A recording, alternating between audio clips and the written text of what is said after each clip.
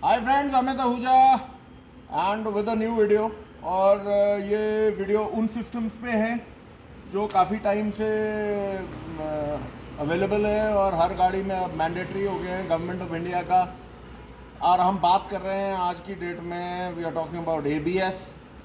और अगर वीडियो ने टाइम परमिट किया तो उसमें मैं आपके साथ ट्रैक्शन कंट्रोल या DSC जैसे बोलते हैं, और उसके साथ और टाइम दिया अगर ज़्यादा लंबी वीडियो नहीं हुई तो ESP इलेक्ट्रॉनिक स्टेबिलिटी प्रोग्राम, उसके बारे में भी हम लोग डिस्कस कर लेंगे। और इसमें ABS जो है, बहुत सारे लोगों को बहुत सारी चीज़ें मालूम है, लेकिन आई थिंक थोड़ी कुछ चीज़ें हैं जो अगर मैं आप लोगों के साथ शेयर करूँगा तो शायद आपको you will have a deeper understanding. बहुत सारे मेरे ऐसे दोस्त हैं जो वो चीज़ें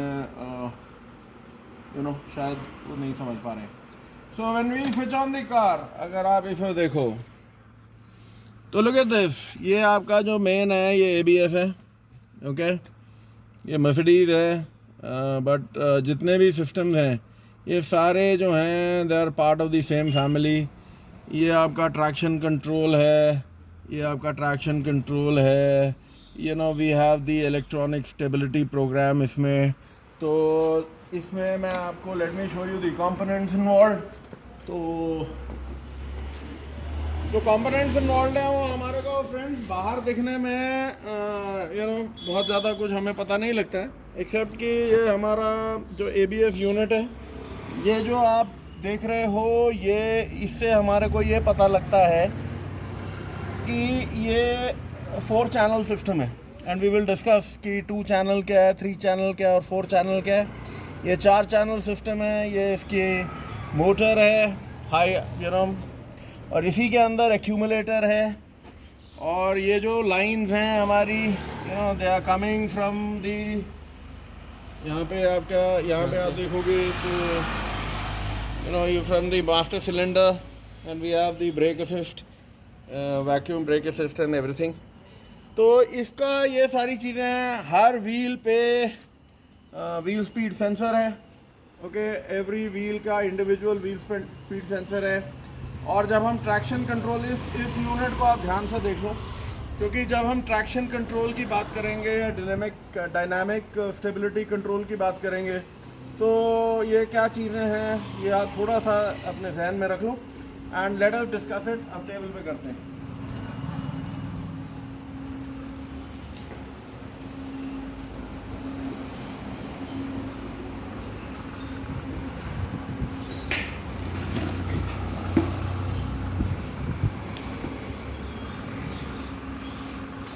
So basically what we are talking about is हम लोग जो बात कर रहे हैं,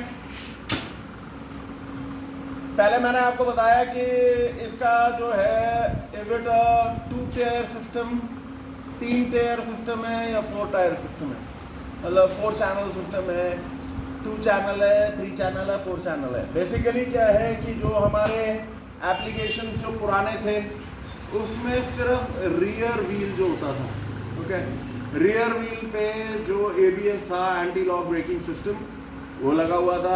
एंटी लॉक ब्रेकिंग सिस्टम से हम लोग क्या समझते हैं, एक मोटे तौर पे हम लोग ये समझते हैं कि जो चीज़ है वो ब्रेक पकड़ती है, छोड़ती है, पकड़ती है, छोड़ती है। बट वो एक्चुअली होता कैसे है और क्या क्या हम लोग फॉल्ट्स हमारे आ सकते हैं, उनको कैसे हमने डायग्नोज करना है, तो ये छोटी सी वीडियो उसके लिए। जो 3 टियर सिस्टम है, 3 चैनल सिस्टम, उसमें आगे के 2 व्हील्स, जो आगे के एक्सल है दोनों, ओके, उसमें ABS होता था। और पीछे का जो डिफरेंशियल और व्हाटएवर, पीछे का जो है दोनों पहिए, उसमें सिंगल होता था, ओके। सो पुराने उसमें एक ही होता था। फिर जी यहाँ पे 3 में यहाँ पे ये 2 पहिए और पीछे का एक्सल वाइज डिवाइड हो गया, ओके।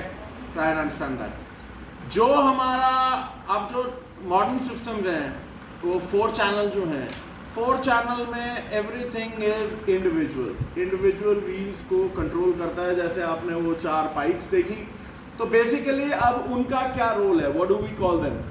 बेसिक वहाँ पे अगर आप उसको कभी हमारे को मौका मिला और उसको मैं आपको जो कंट्रोलर मतलब जो ABS यूनिट को अगर मैं काट के दिखाऊंगा तो आप ये देखोगे कि अगर हम सिर्फ एक ABS की बात कर रहे हैं तो उसमें आपके ये जो 4 चैनल सिस्टम है उसमें करीबन उसमें 8 वॉल होंगे, okay minimum. You want have 8 walls. 8 wall में एक को हम बोलते हैं इनलेट वॉल और एक को जाहिर सी बात है बोलते हैं आउटलेट वॉल। तो बड़ा सिंपल सा लगता है पर ये एक्चुअली इनलेट वॉल जो होता है और जो आउटलेट वॉल होता है they are very very different in the sense. जो रियल काम है इनलेट वॉल का उसको हम बोलते हैं आइसोलेशन वॉल। उसका काम क्या है कि जैसे ही आपका सिस्टम आपका चल रहा है, उसने कुछ नहीं किया, लेकिन जैसे ही आपने ब्रेक पे पैर रखा उसने वो उसी टाइम वो अपने प्ले में आ गया। उसने अब करना ये है कि आपके जो व्हील्स है, व्हील्स की जो रोटेशन है उसको कैलकुलेट करना है कि आपस में कितनी डिफरेंस है। लेट अस से कि देयर इज अ व्हील जिसमें उसको लग रहा है कि वो लॉकअप ज़्यादा हो रहा है।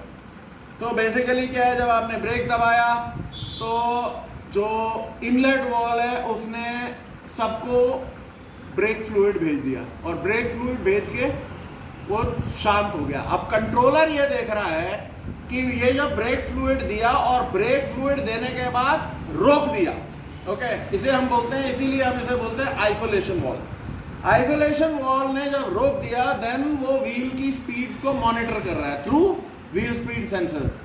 जब वो मॉनिटर कर रहा है और उसको ये लगता है कि एक व्हील जो है वो ज़्यादा स्लो हो रहा है, तो वो क्या करता है, उसका जो दूसरा वॉल है जिसको हम आउटलेट वॉल बोलते हैं, वो आउटलेट वॉल होता नहीं है, वो एक्चुअली डंपिंग वॉल होता है। वो क्या करेगा कि उस जो इनलेट प्रेशर है, उस इनलेट प्रेशर को जो उसने होल्ड किया हुआ है आइसोलेशन वॉल ने, उसने उस डंपिंग वॉल ने उस प्रेशर को डंप करके एक्यूमुलेटर में ला दिया, ओके। अब वहां का प्रेशर खत्म हो गया। फिर वही चीज जो है मॉनिटर करता है एक्यूमुलेटर में। जब वो ब्रेक ऑयल चला जाता है तो अब जो पंप है वो किक इन करता है। पंप जो है इस प्रोसेस को on and on and on and on ये चलता रहेगा।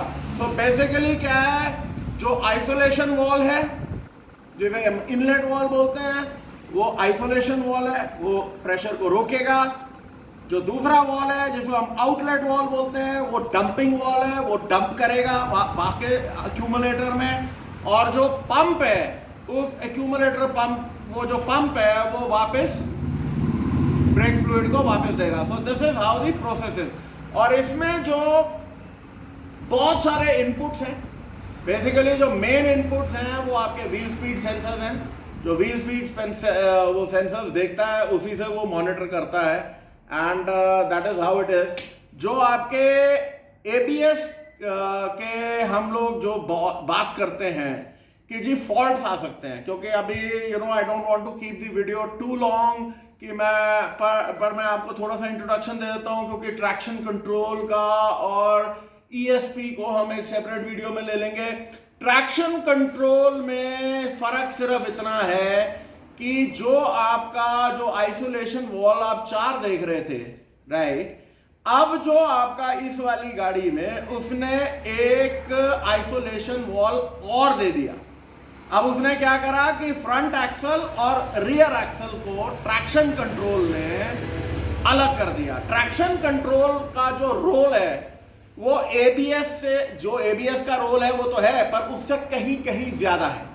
क्योंकि ट्रैक्शन कंट्रोल क्या है, वो व्हील की स्लिप को रीड कर रहा है कि व्हील स्लिप पॉजिटिव है कि नेगेटिव है, ओके। एंड वो करता क्या है कि ट्रैक्शन कंट्रोल जो है इंडिविजुअल व्हील्स को ब्रेकिंग, क्योंकि अब उसके हाथ में ये दोनों जो एक्सल्स हैं वो सेपरेट हैं, तो फ्रंट के 2 पहिए पीछे के 2 पहिए इंडिविजुअली वो उनको ब्रेकिंग करा सकता है। और सेकेंडली ट्रैक्शन कंट्रोल जिन गाड़ियों में होगा या डायनेमिक स्टेबिलिटी कंट्रोल जिन गाड़ियों में होगा, जब उसको यह दिखता है कि जो व्हील स्लिपेज है जो फ्लिप कर रहा है व्हील, या वो पकड़ रहा है या वो छोड़ रहा है, मतलब नेगेटिव है या पॉजिटिव है, तो वो उस मुताबिक आपके ईसीएम को रिक्वेस्ट भेजेगा कि इंजन को स्लो करो। तो आप ये भी देखोगे कि इन दीज सिचुएशंस इंजन की जो परफॉर्मेंस है वो रिड्यूस हो जाती है। Okay, so obviously traction control में अब क्या है कि इन दी मॉडर्न सिस्टम्स हमारे कौन कौन से सेंसर्स इन्वॉल्व हैं। हमारे व्हील स्पीड सेंसर्स हैं। Wheel speed sensors my friends दो तरीके के होते हैं, active and passive. Passive wheel speed sensors कौन से हैं?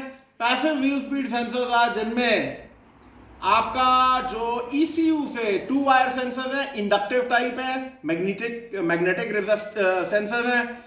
इनमें आपका जो ECM से कोई वोल्टेज सप्लाई नहीं होगी। वो जो मैग्नेटिक फील्ड है, वो जो ये जैसे नॉर्मल ये इंडक्टर सेंसर्स हैं, वो अपनी एक वोल्टेज जनरेट करेगा AC वोल्टेज में, और उस AC वोल्टेज का साइन वेव जो पैटर्न होता है वो यूं होगा। वो भी आपको मैं पैटर्न ट्राई कि मैं आपको ऑसिलो में उस पैटर्न को दिखा दूं। जो बाकी दो हैं वो एक हॉल इफेक्ट है, वो 3 वायर का सेंसर है। ECM से एक सिग्नल आएगा VREF, एक आपका लो रेफरेंस ग्राउंड होगा और सिग्नल जाएगा। So it is a 3 wire sensor. जो तीसरा तरीके का मैग्नेटो रेसिस्टिव है, सॉरी जो एक्टिव है दूसरे तरीके का, एक आपका पैसिव हो गया, दूसरा एक एक्टिव हो गया हॉल इफेक्ट, और जो अगला एक्टिव सेंसर है वो मैग्नेटो रेसिस्टिव है, अगेन 2 वायर। एक वोल्टेज आएगी एंड वो जो वोल्टेज है वो बहुत ही या वो it will be pull to ground, या वोल्टेज अगर जैसे 12 आई है तो वो अबाउट 12.1 तक चली जाएगी, या 12 है तो 11.9 तक आएगी। तो मतलब वो स्क्वायर वेव ही बनेगा, और वो उसको मल्टीमीटर से डायग्नोज करना इज वर्चुअली मैग्नेटो रेसिस्टिव को इम्पॉसिबल। तो वो उसके लिए ऑसिलो इज द ओनली आंसर। तो बेसिकली आपके पास एक सिंपल सा फंडा है, अगर आपके पास ECM से कोई भी रेफरेंस वोल्टेज आती है, चाहे 2 वायर में है, 3 वायर में, 3 वायर है वेरी क्लियर। अगर 2 वायर का सेंसर है तो अगर आपको ECM से रेफरेंस आ रही है तो आपको ये क्लियर है कि ये एक्टिव सेंसर है और वो दूसरे पैसिव है। सो व्हाट और कौन से सेंसर्स इन्वॉल्व हैं? We have the longitudinal sensor, कि भाई वो एक तरीके का एक्सेलरोमीटर है कि आप मान के चलो कि द होल पॉइंट है कि लेट अस से कि एक ऐसी सिचुएशन है कि आप किसी गड्ढे से हाई स्पीड पे निकले और आपके चारों पहिए हवा में हैं, और आप लेट से 4x4 में हैं, जिसमें आपने एक जो आपके गाड़ी को आपने जो व्हील्स हैं वो लॉक किए हुए हैं। तो जाहिर सी बात है जब हवा में होंगे तो वो 2 व्हील नहीं चलेंगे। आगे के आपने अगर ब्रेक पेडल दबाया हुआ है तो चारों पहिए at that moment of time घूम नहीं रहे हैं। तो ABS अगर लॉन्गिट्यूडनल सेंसर नहीं होगा, एक्सेलरोमीटर नहीं होगा, तो ABS यूनिट ये कहेगा कि ठीक है गाड़ी रुकी हुई है, तो till the time you hit it. तो बेसिकली ये चेंजेस आए, उन्होंने हर गाड़ी में एक्सेलरोमीटर दिया हुआ है सो दैट जब वो मोशन में होता है, एक्सेलरोमीटर क्या है, एक तरीके से बंच ऑफ मर्करी स्विचेस है जो जब वो आगे पीछे होता है तो उसको ये पता लगता है कि गाड़ी मोशन में है। जो दूसरे सेंसर्स हैं ट्रैक्शन कंट्रोल वगैरह के लिए, we have the lateral movement sensors, right, कि साइड टू साइड जा रही है। और जो अब अगर हम उसकी बात करते हैं, जो कि we will do it in the next video, जब हम इलेक्ट्रॉनिक स्टेबिलिटी प्रोग्राम की बात करेंगे, तो DSC या ESP जो है डायनेमिक ट्रैक्शन कंट्रोल, TCS बोल लो, DSC बोल लो, दुनिया जान के इसके नाम होते हैं। बट द थिंग इज कि उसमें आपके एडिशनल सेंसर्स आ जाते हैं। योरेट सेंसर आ जाता है जो इट इज मूविंग ऐसे ऐसे, और लैटरल मूवमेंट है, ओके। तो और जो लॉन्गिट्यूडनल है वो एक्सेलरोमीटर वो है। So depending on the manufacturer और उसने कितने सेफ्टी फीचर्स दिए हुए हैं, ये आपके तरीका है। अच्छा, नाउ द क्वेश्चन इज कि क्या हम इन मॉडर्न ABS सिस्टम्स को बिना स्कैनर्स के काम कर सकते हैं? जी नहीं, बिल्कुल नहीं। क्योंकि जब आप जो मॉडर्न ABS सिस्टम्स हैं, जब आप when you are dealing with active sensors, आपको टेस्ट ड्राइव पे जाना है, इंडिविजुअली व्हील्स को मॉनिटर करना है कि व्हील स्पीड सेंसर्स क्या हो रहे हैं, क्या हो रहा है, ट्रैक्शन कंट्रोल है, डायनेमिक स्टेबिलिटी कंट्रोल है, जो भी आप बोलो, उसमें आपने ये देखना है कि एट अ सर्टेन स्पीड जब आप ब्रेक लगाते हो तो वो इंजन मैनेजमेंट में कितना फ़र्क दे रहा है, फ्यूल कट ऑफ कितना कर रहा है। So whole bunch of things electronic stability program में जो आपके जितने भी ये आपके टॉर्क सेंसर्स वगैरह हैं वो सारे प्ले में आ जाते हैं। सो ऑल एंड ऑल आपको जो मैन्युफैक्चरर का जो प्रोसीजर डिफाइंड है सिस्टम के मुताबिक वो आपको देखना है। Now what are the problems जो आ सकते हैं? वेरी क्विकली प्रॉब्लम्स क्या आ सकते हैं? We can have an electrical failure, electronic failure and हमारे wall failure. Okay, electrical failure हमारा कंट्रोल यूनिट, चाहे वो इंटीग्रेटेड हो चाहे वो अलग हो, यूनिट कहीं है वो अलग है, दैट कैन फेल। अब इसमें wheel speed sensors, electronic electronic components वो फेल हो सकते हैं एंड वॉल्व। अगर इमेजिन करो कि जो हमारा आइसोलेशन वॉल है या इनलेट वॉल है, लेट अस से वो बंद है, वो खुलता ही नहीं है, तो यू आर नेवर गोइंग, आपका जो ऑयल है, ब्रेक ऑयल, उस पर्टिकुलर व्हील में जाएगा ही, राइट? तो गाड़ी you will have a problem हो जाएगी। ऐसे ही अगर आपका जो डंपिंग वॉल है, जो आउटलेट वॉल जिसे हम बोलते हैं, लेट से वो डंपिंग वॉल खुला का खुला ही है, तो आपका प्रेशर कभी रिटेन ही नहीं होगा। आप जितनी मर्जी ब्लीड करते रहो, आप करते रहोगे एंड रियली कुछ भी नहीं होने वाला। सो इन सिस्टम्स को थोड़ा समझना, इनके ऊपर फिर उसके बाद इन पे काम करना, that is the name of the whole game. तो and brake fluid we have to be very sure. Bleeding बहुत ज़रूरी है। ब्लीडिंग जो नॉर्मल अब मैन्युफैक्चरर बोल रहा है वो आपको बोलता है कि ब्लीडिंग आप पहले मैनुअली करोगे, फिर स्कैनर से करोगे, फिर मैनुअली करोगे। Manually most of the manufacturers आपको बोलते हैं कि प्रेशर ब्लीडिंग करो, कि उसमें आप pressure up to maximum of 2 bar, कोई आधा बार बोलता है, कोई 1 बार बोलता है, डिपेंडिंग जो भी सर्विस मैनुअल में लिखा हुआ है उतना प्रेशर आप मेंटेन करो। The other way vacuum bleeding, हम वैक्यूम से हैंड हेल्ड वैक्यूम पंप से भी ब्लीडिंग कर सकते हैं। द होल गेम है कि हमारे उसमें एयर ट्रैप नहीं होनी चाहिए। Okay, so bleeding you can do it and scanner से ब्लीडिंग आपको जहां मैन्युफैक्चरर ने बोला है वो अनिवार्य है। सो I think we'll keep the video till here. I hope this little information, ये information आपको help करती है and आगे safety features के ऊपर जो DSC है, traction control, dynamic stability control एक ही बात है, और जो electronic stability program है, so we'll do a separate video on that कि कौन कौन से sensors involved है। but आप अपने systems को जरा एक आप नई निगाह से देखें and ज़्यादा ये कॉम्प्लेक्स सिस्टम्स नहीं है, बट आपको पता होना चाहिए। So till we meet again, this is Amit Ahuja signing off, take care, bye.